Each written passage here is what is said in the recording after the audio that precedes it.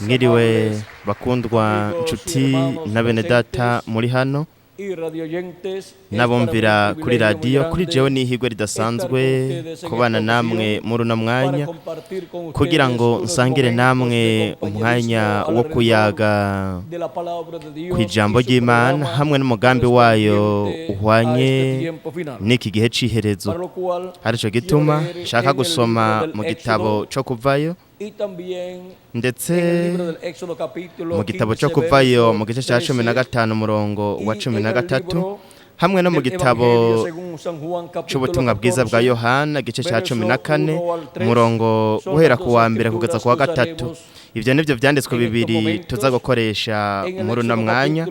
Mu kuvayo gice cya 15 umurongo wa 13 haravuga hati: kubw'imbabazi zawe warongoye abantu wacunguye, wabarongoje inkomezi zawe mu nzira ija ahantu hera. Hamwe no muri Yohana igice cya 14 haravuga uhereye ku murongo wa mbere kugeza ku wa gatatu haravuga hati: ntimuhagarike imitima yanyu, mwizere Imana nanje munyizere. Imuhira kwa data hari amazu menshi, iyaba atariho mba ndabibabwiye, kuko ngiye kubategurira hanyu. Kandi ko ngiye kubategurira hanyu nzogaruka kubajana iwanje, ngo aho ndi namwe abariho muba. Kandi iyo nja murazi inzira ijayo. Toma aramubwira ati: mugenzi, ntituzi yuja, dushobora dute kumenya inzira? Yesu aramubwira ati: ni jewe nzira n'ukuri n'ubugingo, ntawe ushika kuri data ntamujanye. Icigwa cyacu mw'iri joro ni kimwe camye kivugwa mu kinyamakuru, mu kinyamakuru aha. Imana mu mbabazi zayo ishikana ihanga ryayo ahantu hera. Ico nico kinyamakuru cyo kuwa 21. Uko niko rero kuwa 21 hamye hatangazwa icigwa c'una munsi: Imana mu mbabazi zayo ishikana ihanga ryayo ahantu hera. Murashobora gufata ivyicaro byanyu mwe muri hano. Ico Yesu Kristo azokorera abamwizera nkuko we yabivuze nuko ku munsi wa nyuma azobajana mu rugo rwa data wo mw'ijuru, ahantu hera Imana iba, mu birori by'ubukwe bw'umwagazi w'intama mw'ijuru.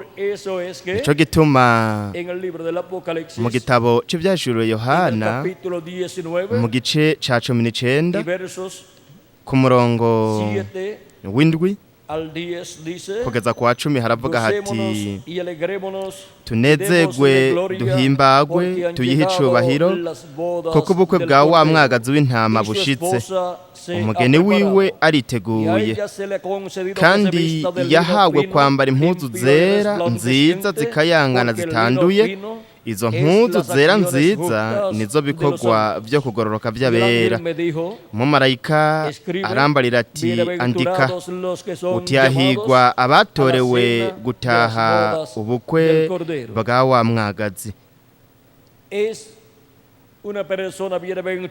N'umuntu w'umunyamahirwe cane watumiriwe gutaha ubukwe bw'umwagazi w'intama. Ivyo birori by'ubukwe bw'umwagazi w'intama bizobera mw'ijuru mu rugo rwa data wo mw'ijuru. Ku batumiwe bose, abatumiwe, abahamagawe bahamagarirwa kuja mu birori by'ubukwe bw'umwagazi w'intama. Biciye muri no myaka 2000 yaheze, Kristo yamye ahamagara yegeranya abo yatoranije bose uva mu ntambo kuja mu yindi, uva no mu gihe uja mu kindi, abegeraniriza mu mubiri w'ibanga w'abizera witwa ishengero ryiwe nk'uko yabisezeranye muri Yohana igice c'icumi murongo wa 14 kugeza ku wa 16, aho yavuze ati ni jewe mwungere mwiza, ndazi izanje n'izanje ziranzi, nk'uko data nzi nanje nkamumenya, kandi ndigura intama zanje, kandi mfise n'izindi ntama zitari izo muri uru rugo. Ni ukuvuga ngo si izo mu rugo canke mu mukuku w'abaheburayo, nazo nyene birankuye kuzija imbere, zizokumva ijwi ryanje, hazoba umukuku umwe n'umwungere umwe.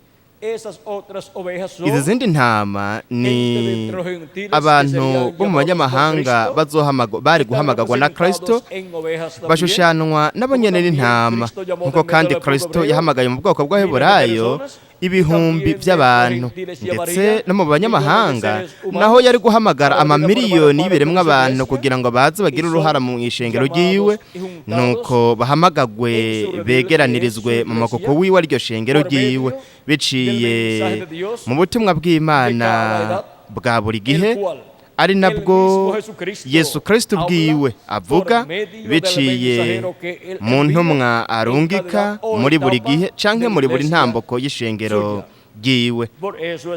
Nico gituma rero avuze ati kandi mfise n'izindi ntama zitari izo muri uru rugo, nazo nyene birankuye kuzija imbere, zizokumva ijwi ryanje, hazoba umukuku umwe n'umwungere umwe. Rero turabonye ingene bari kumva ijwi rya Kristo, nuko Kristo yari kuba ariko aravuga biciye mu ntumwa ya buri ntamboko ya buri gihe iyo yari kurungika hagati mu ishengero ryiwe, kandi biciye muri iyo ntumwa yari kuba ariko aravuga ubutumwa bwiza bwo buntu uva mu gihe uja mu kindi, kandi uko niko yari kuba ariko arahamagara yegeranye intama ziwe, ari nazo zari kumva ubutumwa bwiza bwo buntu, nuko zikamenya yuko Yesu Kristo yapfuye ku musaba Karuvariyo, umwungere mwiza, apfira twebwe twese intama ziwe kugira ngo aduhe ubugingo budashira. Kandi mu kumva ukuvugwa k'ubutumwa bwiza bumenyekanisha ikimaze cya Kristo ku musaba Karuvariyo, no kuvuga ngo igikorwa c'ubucunguzi Kristo yakoze ku musaba Karuvariyo ku bwacu twese, aho yishize ku ivyaha byacu, nuko arapfa ku bw'ivyaha byacu kugira ngo aduhe ubugingo budashira. Rero biciye mu kwizera Yesu Kristo nk'umucunguzi wacu, hamwe no kozwa ivyaha byacu mu maraso ya Kristo, ndetse no kuronka mpwemu yera, turonka ubugingo budashira. Kandi ntabwo dushigwa mu rukinja nk'uko Yesu Kristo yabivuze, ariko tuba tuvuye mu rupfu tugiye mu bugingo. Yohana igice ca 5 umurongo wa 24, Yesu yaravuze ati nukuri ndababwire, uwumva ijambo ryanje akizera uwantumye niwe afise ubugingo budashira, kandi ntazoshigwa mu rukinja, ariko bavuye mu rupfu ashitse mu bugingo. Turabonye ingene aho ubugingo budashira abana biwe, aho ubugingo budashira umuntu wese afite izina ryiwe ryanditse mw'ijuru mu gitabo c'ubugingo c'umwagazi w'intama. Izo nizo ntama ziwe, ari nazo uva mu ntambo kuja mu yindi zamye zihamagarwa biciye mu kuvugwa k'ubutumwa bwiza, kandi biciye mu kwigaragaza kwa Yesu Kristo muri mpwemu yera, yigaragariza muri marayika ntumwa wa buri gihe canke wa buri ntamboko y'ishengero rya Yesu Kristo.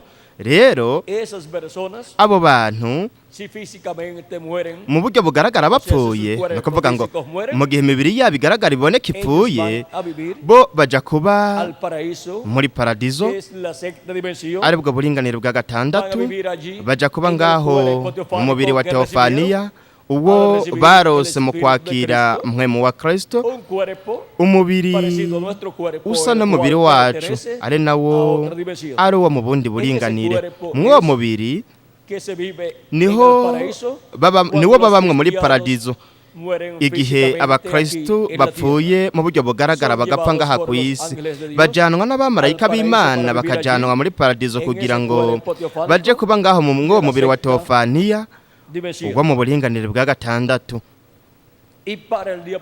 Kandi ku munsi wa nyuma Kristo azobazura natwe bakiri bazima azoduhindura, uko niko rero tuzoronka umubiri uboneka uhoraho utabora udapfa kandi uhawe ubwiza umeze nk'umubiri w'umukundwa wacu umwami Yesu Kristo.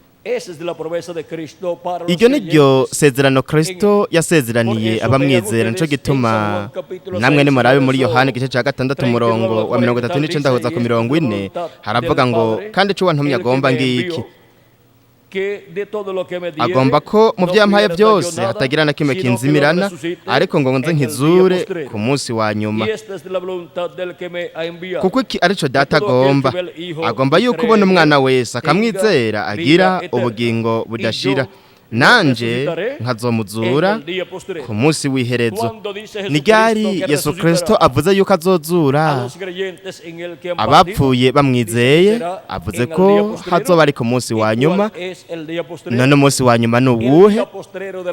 Umunsi wa nyuma imbere y'Imana kuberemwa abantu ni kimpumbi ca nyuma, arico kimpumbi c'indwi. Kandi mu bimpumbi indwi uhereye kuri Adamu kugeza ubu, bitatu muri byo ni ibimpumbi vya nyuma, ari navyo bihwanye n'iminsi ya nyuma imbere y'Imana. Ivyo bimpumbi vya nyuma vyatanguye igihe Yesu Kristo yari afise hagati y'imyaka 4 n'imyaka 7 y'amavuka. Kandi ico gituma Pawulo yavuze mu gwete gwiwe yandikiye abaheburayo mu gice ca mbere umurongo wa mbere n'uwa kabiri yaravuze ati kera Imana yabaririye basokuruza mu kanwa k'abavugishwa nayo mu bihe byinshi no mu buryo bwinshi. Muri iyi minsi y'iherezo yabaririye twebwe mu kanwa k'umwana wayo. Ryari muri ino minsi ya nyuma, niko Pawulo avuze. Kandi haciye imyaka 2000 Pawulo avuza n'amajambo. Avuze rero ko mw'iyo minsi Yesu yabayeho yari iminsi ya nyuma. Uwo yashiriyeho kuba samarago wa byose niwe yahaye kurema isi. None no kubera ko yari iminsi ya nyuma, ijya minsi Imana yari kiravuga biciye muri Yesu Kristo, nuko iminsi ya nyuma ku Mana kuberemwa abantu ari ibimpumbi vya nyuma, kimpumbi ca gatanu, kimpumbi ca gatandatu hamwe n'ikimpumbi c'indwi. Kuko umunsi umwe imbere y'umwami Imana kuberemwa abantu ni nk'imyaka 1000, n'imyaka 1000 ni nk'umunsi umwe imbere y'Imana. Petero wa kabiri gice ca 3 umurongo wa 8, hamwe kandi no muri Zaburi ya 90 umurongo wa 4, Izaburi yo muvugishwa n'Imana Mose.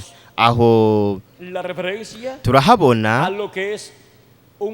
icarico umunsi umwe imbere y'Imana, ari nawo kuberemwa abantu ari kimpumbi, no kuvuga ngo umunsi w'ikimpumbi imyaka 1000. Kandi kubera ko mu minsi ya Yesu hari hamaze gutangura ikimpumbi ca gatanu, igihe Yesu yari afise hagati y'imyaka 4 n'imyaka 7 y'amavuka, mu yandi majambo hari hatanguye iminsi ya nyuma imbere y'Imana, ari nayo ari ibimpumbi vya nyuma kubiremwa abantu. Rero turatahuye icarico iminsi ya nyuma imbere y'Imana n'ibimpumbi vya nyuma, kimpumbi ca gatanu, kimpumbi ca gatandatu n'ikimpumbi c'indwi. Kandi uhereye kuri Kristo kugeza ubu hararenganye imyaka 2000. Kandi aho ni mu gihe twokongera ko kirangamisi imyaka cacerewe, ariko tutongereye harabura gusa imyaka 2 n'igice kugira ngo huzure imyaka 2000 uhereye kuri Kristo kugeza ubu. Kandi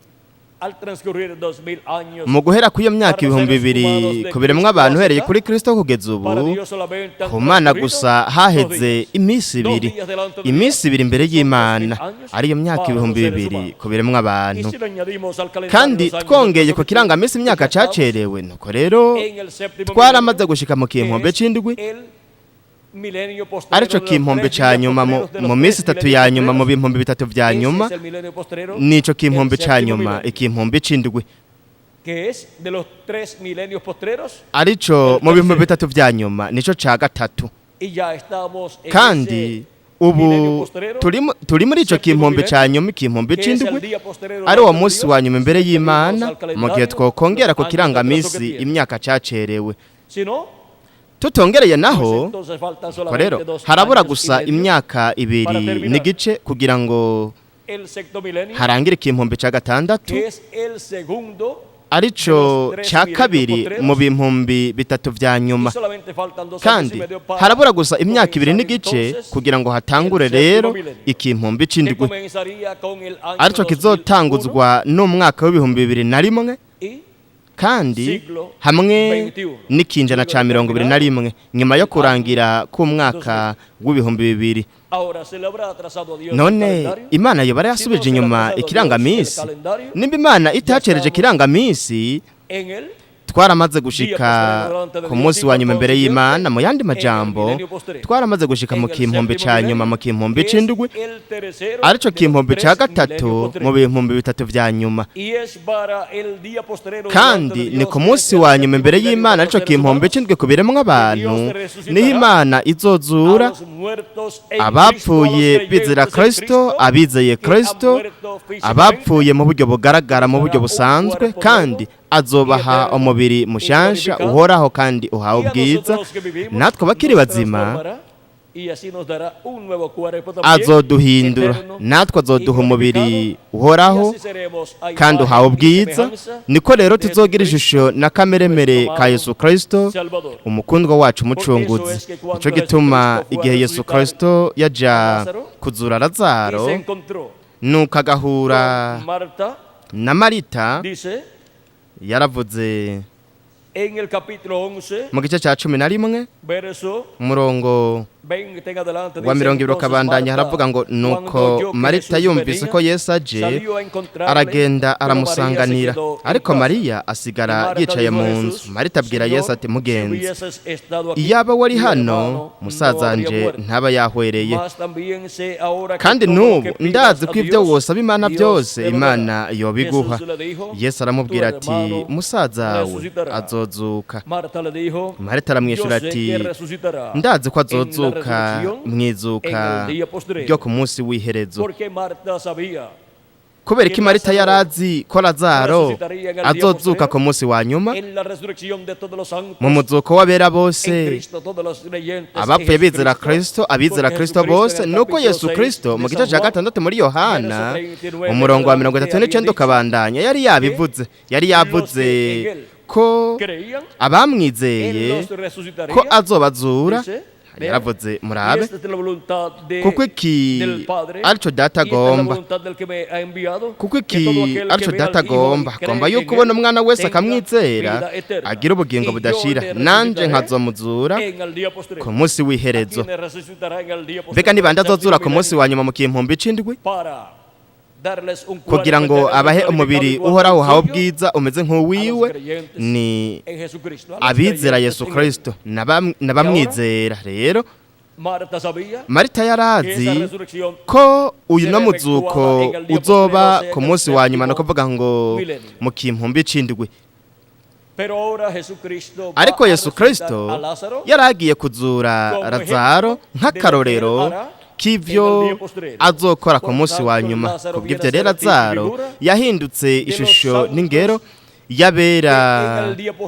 yabera bazozuka ku munsi wa nyuma kuko baramaze kuva mu mubiri mu ntambako zitandukanye z'icengero rya Yesu Kristo kandi n'abeshi bo mu gihe cacu nabo nyene baravuye mu mubiri ariko baramaze kwizera Yesu Kristo nk'umucunguzi wabo baramaze kozwa ibyaha byabo mu maraso ya Kristo ndetse bararose na mpwemu yera kubw'ivyo rero bafise isezerano ry'umuzuko bari mu mibiri ihoraho ariko Yesu Kristo aha yashaka kwerekana yuko ivyo yasezeranye umuzuko bapfuye bizera Kristo ko azowukora ku munsi wa nyuma kandi ko afise ububasha bwo kuwukora. Nuko afata Lazaro ari nawe yari amaze iminsi ine yapfuye, yari ageze ku munsi wa kane, nuko yari agiye kumuzura. Rero yerekane bityo ko nk'uko yashoboye kuzura Lazaro ko azozura n'abamwizera bose. Lazaro yari umwizera yizera umukundwa wacu umwami Yesu Kristo, nk'uko kandi ndetse kandi n'abashikiwe Marita na Mariya. Yesu rero aramubwira ati ni jewe kuzuka n'ubugingo, unyizera niyo yoba yarapfuye azobaho, kandi uriho wese anyizera ntaho azokwigera apfa gushitsa ibihe bidashira. Urizeye ivyo? Nawe ati yaramubwiye ati ego me mugenzi, natwe mbega twovuga dute? Ego me mugenzi, natwe nyene turavyizera. Kristo niwe muzuko n'ubugingo, kandi unyizera niko Kristo yavuze, naho yoba yarapfuye azobaho, kandi uriho wese anyizera ntazopfa gushika ibihe bidashira. Kubera iki? Kuko we azomuzura ku munsi wa nyuma, amuzurire mu mubiri uhoraho uhawe ubwiza umeze nk'uw'umukundwa wacu umwami Yesu Kristo, kugira ngo agire ishusho na kameremere ka Yesu Kristo, kandi ntazongera gusaza namba, kandi ntazongera gupfa mu buryo bugaragara, ndetse ntazongera no kugwara, ntazongera kugira n'ibibazo ibyo dufise muri uno mubiri wo ngaha ku isi upfa kandi ubora.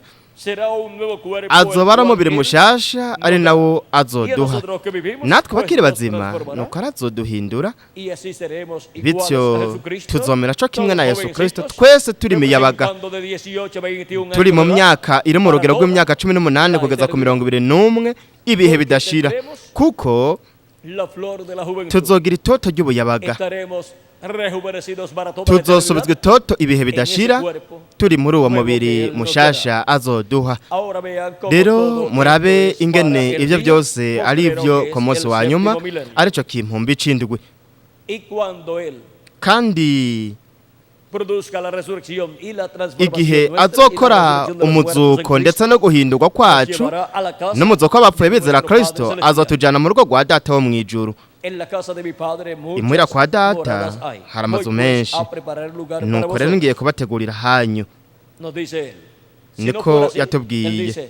Iyo abatariyo yavuze ati mba narabibabwiye, ariko ngiye kubategurira ahanyu, kandi ko ngiye kubategurira ahanyu nzogaruka ukuza kwe kwa kabiri, nuko ndabajane jewe nyene ubwanje. Mbega no kubera iki avuze ati jewe nyene ubwanje? No kubera ko abizera Yesu Kristo ari umubiri w'ibanga w'abizera, ni abagize ishengero ryiwe, kandi ishengero rya Yesu Kristo ni Yesu Kristo, agatete k'ingano kabibwe mwivu kigaragaza mu buryo bw'ishengero ryiwe. Kubw'ivyo rero turi igice ciwe, turi akara ko mu mara yiwe n'igufa ryo mu magufa yiwe, nico gituma azotujana, azotuzura mu gihe imibiri yacu iboneka izopfa, ariko nitwaguma turi bazima kugeza ubwo azozura abapfuye bizera Kristo, nuko arazoduhindura, bityo tuzogira rero umubiri uhoraho uhawe ubwiza, umubiri uhawe ubwiza nk'umubiri wiwe, kandi azotujana mu birori by'ubukwe bw'umwagazi w'intama mu rugo rwa Data wo mw'ijuru, turi muri uwo mubiri mushasha. No kuvuga ko tuzoja mu rugo rwa Data wo mw'ijuru twambaye umubiri mushasha, twambaye uwundi mubiri mushasha, yindi mpuzu nshasha. Ivyo nivyo Kristo azokora ku munsi wa nyuma mu kimpumbi c'indwi, akorere abizera bose bo muri kahise hamwe n'abo mw'iki gihe c'iherezo. Rero Pawulo avuga kuri iki kintu kidasanzwe mu gwete yandikiye abagize ishengero ryari riri mu Bitesalonike. Aratubwira mu Bitesalonike ba mbere ingene bizomera. Igice ca 4 mu Bitesalonike ba mbere murongo wa 14 kugeza kwa 17 haravuga hati uko twizera yuko Yesu yapfuye akazuka abe ariko twizera yuko basinziririye muri Yesu Imana izobazanana nawe. Iki nico tubabwira ni ijambo ry'umwami twashikirijwe yuko twebwe abazoba bakiriho dusigaye gushitsa kukuza ko mwami wacu tutazokwitangira imbere y'abasinziriye na gatoya, kuko mwami wacu bwiwe azoza amanutse avuye mu ijuru aranguruye ijwi rirenga hamwe n'akama k'umumarayika mukuru n'inzamba y'Imana, maze abapfiriye muri Kristo nibo bazobanza kuzuka, maze natwe bazoba bakiriho dusigaye tuzoca duteruranwa nabo mu bicu dusanganire umwami mu kirere, niho tuzokwama tubana n'umwami. Nuko mwiruranishe ayo majambo. Aha aratwereka mu buryo buboneka neza ko umwami ubwiwe azomanuka apfuye mu ijuru hamwe n'akamo k'umumarayika mukuru, hamwe n'inzamba y'Imana, hamwe n'inzamba y'Imana. None ibyo byose bisobanura iki?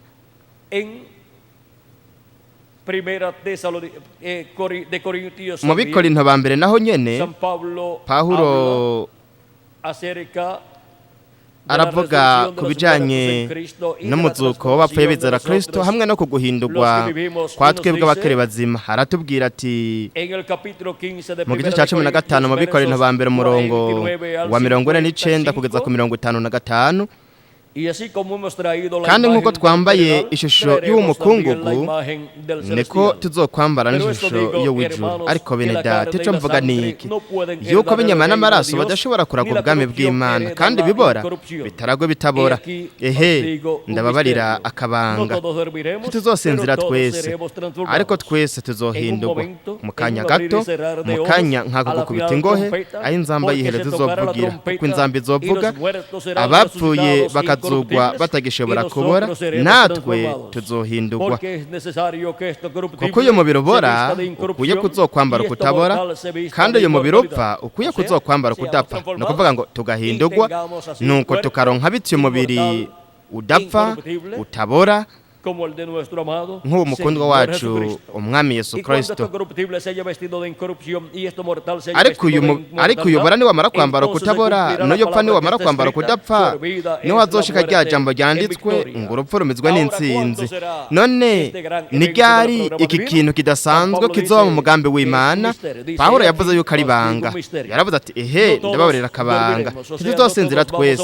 No kuvuga ngo si twese tuzopfa, ariko twese tuzohindurwa. No kuvuga ngo twese tuzoronka guhindurwa, tuzoronka umubiri mushasha uhoraho kandi uhawe ubwiza. No kuvuga igihe avuze ngo twese, abavuze abizera Kristo bose bamwakiriye nk'umucunguzi wabo, bakozwe ibyaha byabo mu maraso ya Kristo, nuko bakaronka mpwemu yera. Mu yandi majambo bakaba baravutse ubwa kabiri, baba ababayeho mu bihe byaheze canke ababayeho muri iki gihe c'iherezo. Abo nibo bose rero, abo mu gihe c'iherezo barapfuye bazozuka bari mu mubiri uhoraho, nuko baronke umubiri uhinduwe, umubiri uhoraho.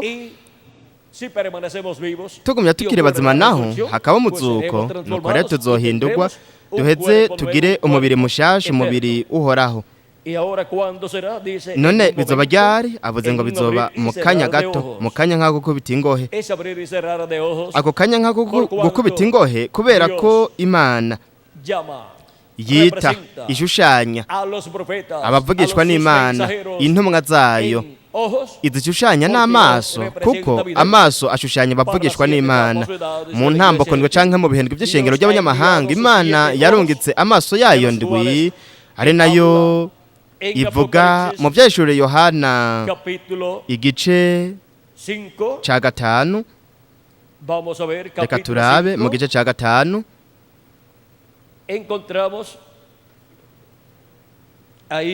aho turahasanga ayo maso ndwi igice cya 5 umurongo wa 5 kugeza ku w'indwi haravuga ngo umwe muri babakuru arambarira ati ntacurira intambwe yo mu muryango wa Yuda umunago w'igitsi cya Dawidi yaranesheje ngo azingurure igitabo amene ibikimatanije ndwi mbona hagati ya ntebe na bya binyabugingo bine no hagati y'aba bakuru nkagaze w'intama hagaze asa n'uwishwe afise amahembe ndwi n'amaso ndwi nivyo mpemu ndwi z'Imana zatumwe kwama zija mu isi yose. Aya maso ndwi aha ni impemu ndwi z'Imana zatumwe kwama zija mu isi yose. Ku ntebe y'ubwami y'Imana aha haragaragara zino mpemu ndwi z'Imana mu gice cya 4 umurongo wa 5 mu byahishuro Yohana havuga hati kandi kuri ya ntebe y'ubwami hava imiravyo n'amajwi n'imituragaro kandi muri ndwi z'umuriro zakira imbere y'iyo ntebe nizo mpemu ndwi z'Imana. Murabe namwe izi mpemu ndwi z'Imana ku mahembe ndwi y'umwagazi w'intama ni amaso ndwi y'umwagazi w'intama ku mahembe yawo ndwi.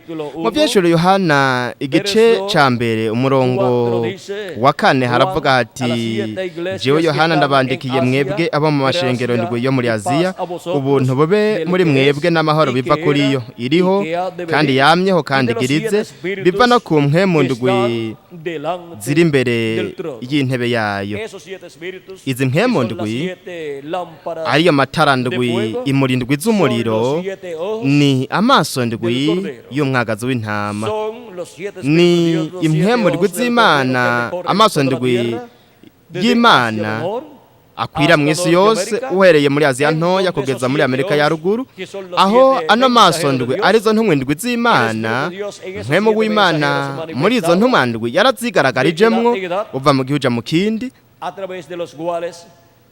hari nazo Kristo yahamagariyemwo abana biwe batonejwe biwe bo mu ntamboko ndwe canke ibihendwe by'ishengero ry'abanyamahanga araheza impemu ndwi z'Imana ziraheza zikwira mu isi yose uhereye muri Aziya ntoya kugeza muri Amerika ya ruguru. Rero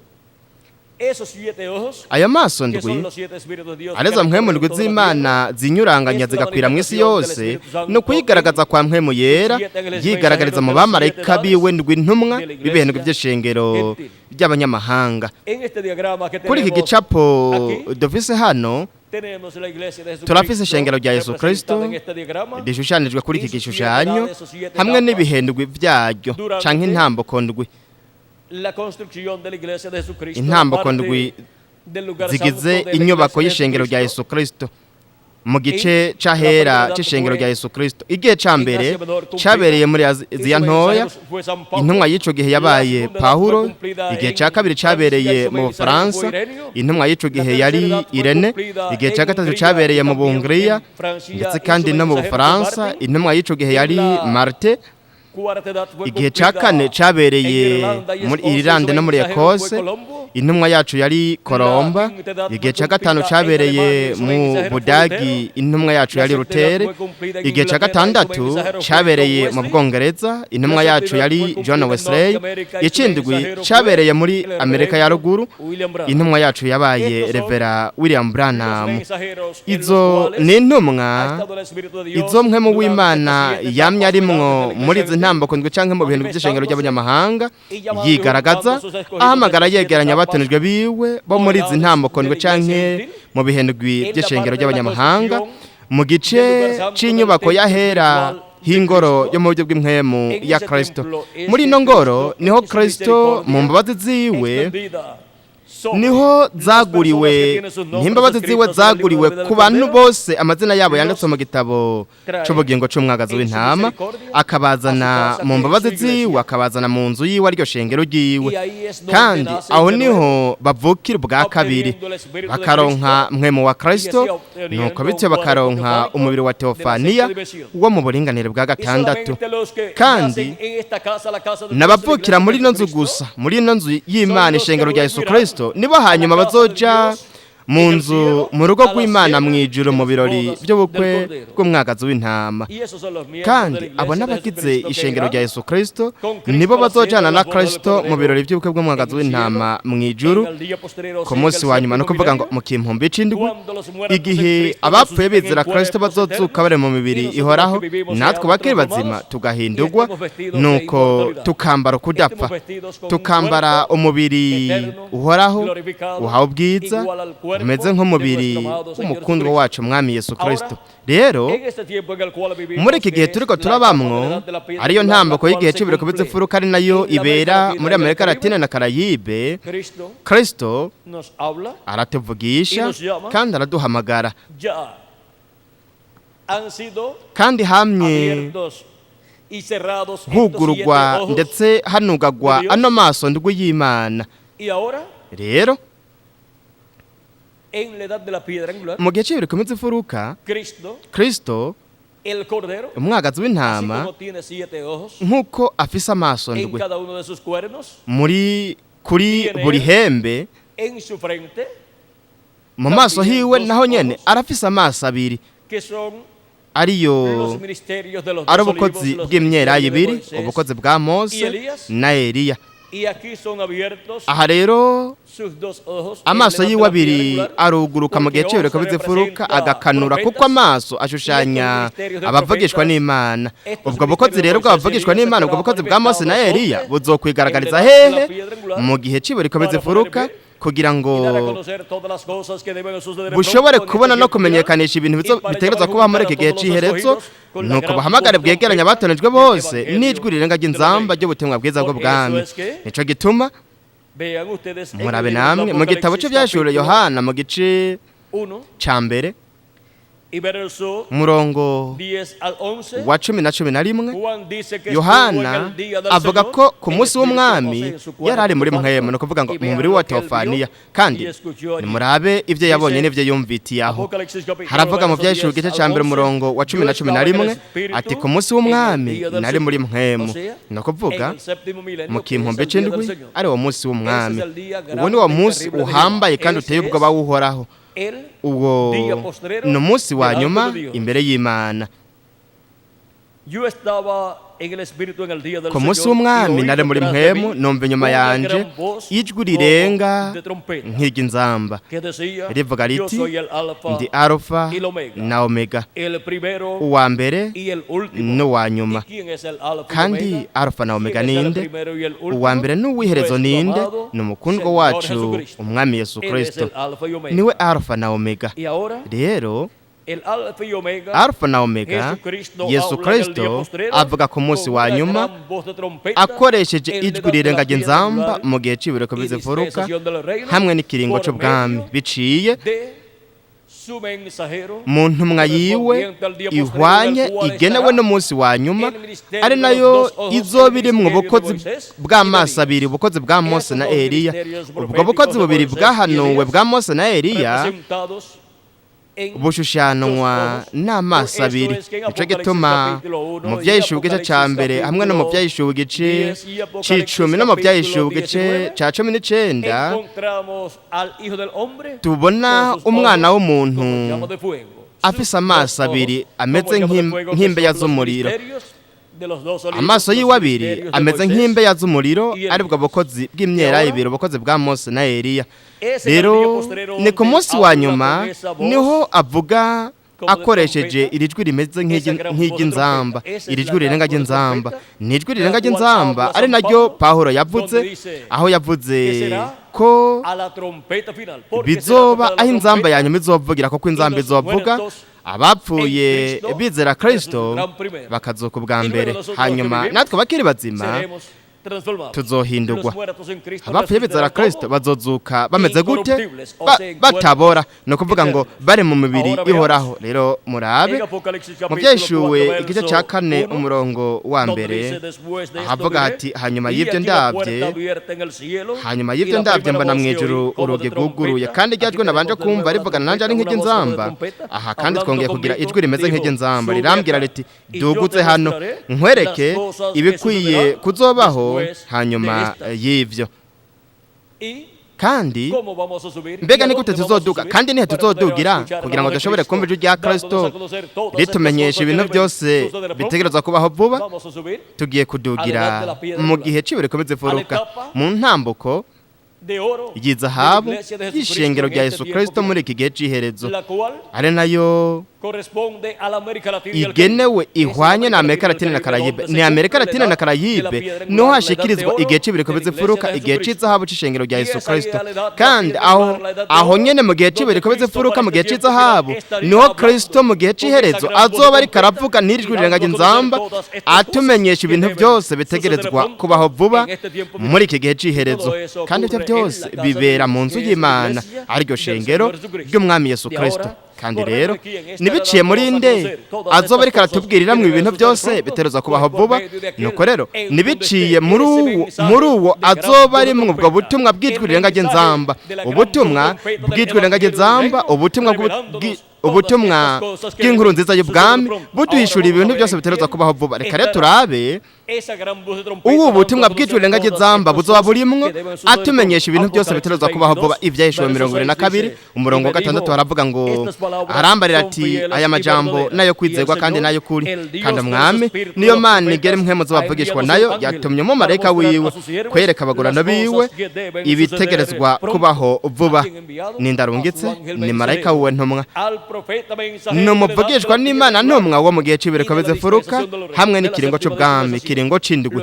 Amurungitse muri iki gihe c'iherezo ku munsi wa nyuma kugira ngo amenyekanishe ibintu byose biterezwa kubaho vuba hamwe n'ubu butumwa bw'inkuru nziza y'ubwami, ari nabwo buhishura ano mabanga yose y'ibintu byose biterezwa kubaho muri iki gihe c'iherezo, ari nabyo byahanuwe byavugishijwe mu isezerano rya kera hamwe no mu isezerano risha. Ubu rero arungitse marayika wiwe ntumwa mu gihe cibere komeze furuka, murungitse kw'ishengero ryiwe mu rugo rw'Imana kugira ngo ahishura ano mabanga yose, ayamenyekanisha, ayabwire ishengero ry'umwami Yesu Kristo, nuko aheze abaho kwizera kubesha guhindurwa twebwe abakiri bazima n'abapfuye bizera Kristo n'ababazure abazurire mu mibiri ihoraho.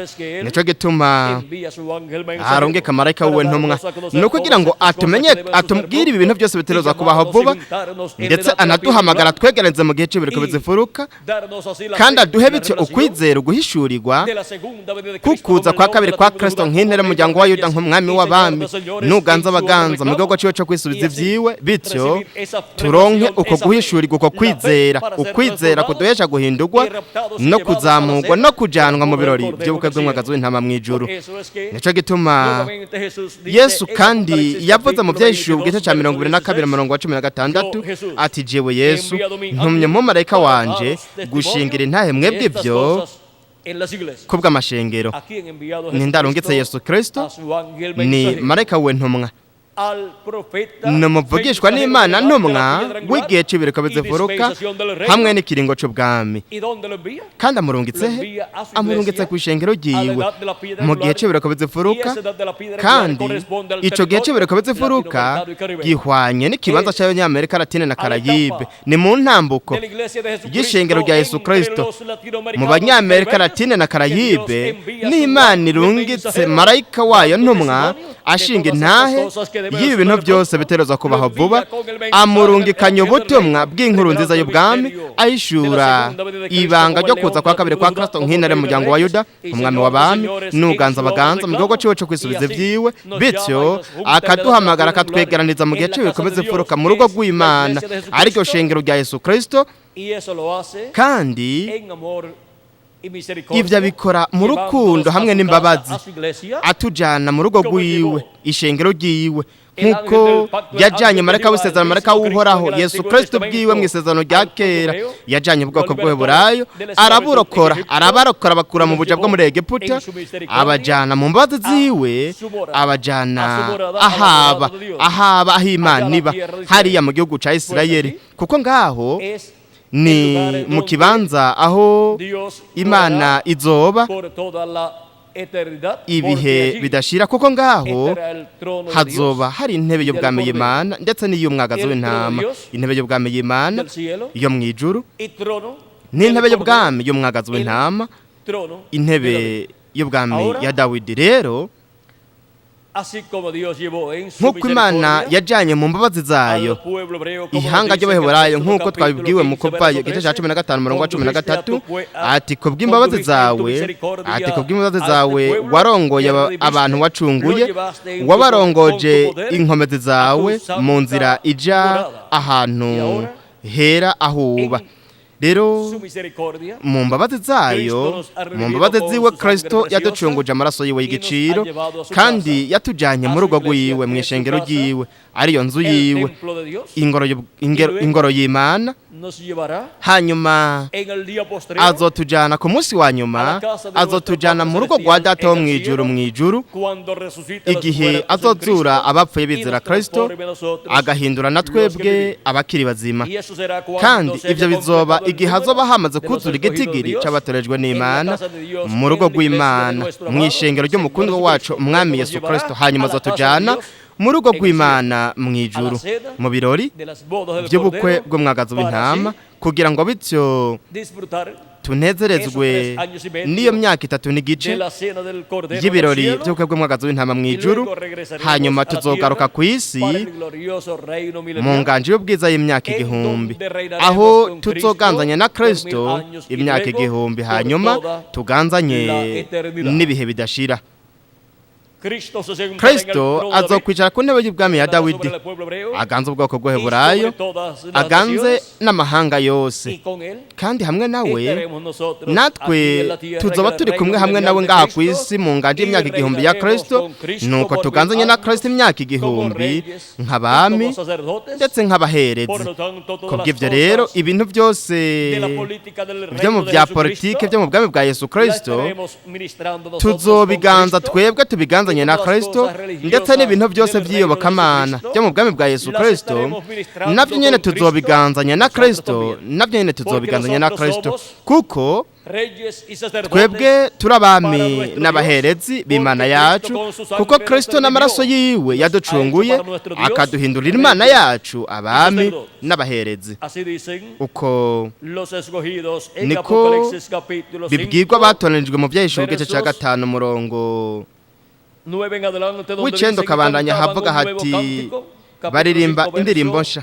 Igice cya 5 umurongo w'icendo kabandanya aravuga ngo baririmba indirimbo nsha bati birakubereye kwabira igitabo no kumena ibikimatanije kuko wishwe ugacungurira Imana abo mu miryango yose no mu ndimi zose no mu moko yose no mu moko yose no mu mahanga yose ubacunguje amaraso yawe ukabahindura ubwami bw'Imana yacu no kuba abaherezi bayo kandi bazoba bame mw'isi. Tuzogananya na Kristo ku isi kandi nico gituma urutonde rwa Melkisedeki ari nawe yiyeretse Aburahamu niwe kandi ari umuherezi w'Imana isumba byose n'umwami w'Isaremu. Ubwo niko rutonde rwa Yesu Kristo nk'umwami w'abami n'uganza abaganza ndetse kandi nk'umuherezi mukuru n'umuherezi mukuru wa mu ngoro iri mwijuru. Umuherezi mukuru Melkisedeki ni kandi umwami Melkisedeki natwe turabana biwe. Mu yandi majambo turi abami n'abaherezi hamwe na Kristo mu nganje y'imyaka 1000 mu rutonde rwa Melkisedeki. Abami bo mu rutonde rwa Melkisedeki n'abaherezi bo mu rutonde rwa Melkisedeki no kuvuga muri urwo rutonde rw'ubuherezi ruhoraho rwo mwijuru. Kandi tuzoganzanya nawe imyaka 1000 hanyuma tuganzanye n'ibihe bidashira. Nico gituma Imana Yesu Kristo mu mbabazi ziwe atujana ahantu hiwe heraba. Ubwa mbere atujana aducunguye akaducunguje amaraso yiwe y'igiciro akatwoza ibyaha byacu n'amaraso yiwe akaduha bituye mpwemu yera akatujana mu ishengero ryiwe ariyo nzu y'Imana, inzu ya Kristo, ishengero ry'iwe, ingoro yiwe yo mu buryo bw'impwemu, hanyuma azotujana mu nzu y'Imana, mu rugo rw'Imana rwo mw'ijuru, mu rugo rwa Data wo mw'ijuru, mu birori by'ubukwe bw'umwagazi w'intama. Kandi iyo ni Imana mu mbabazi zayo ijanye ihanga ryayo ahantu hayo hera iba, kuko Imana mu mbabazi zayo ijana ihanga ryayo ahantu hayo hera iba. Kuri jewe ryari ihirwe ridasanzwe kubana namwe, ndabashingira intahe y'Imana mu mbabazi zayo ijana ihanga ryayo ahantu hayo hera iba. Muyakire muri iki gihe kugira ngo mushirwe mu nzu y'Imana, mw'ishengero ryayo, kugira ngo hanyuma izonabajane mu rugo rwa Data wo mw'ijuru, ahantu Imana iba mw'ijuru. Kuri jewe ryari bakore dasanzwe kubana namwe, ndabashingira intahe yuko kuri kw'Imana. Imana ibahezagire kandi barinde hamwe natwe umusore Yozefu Benyamini Peresi kugira ngo abandanye.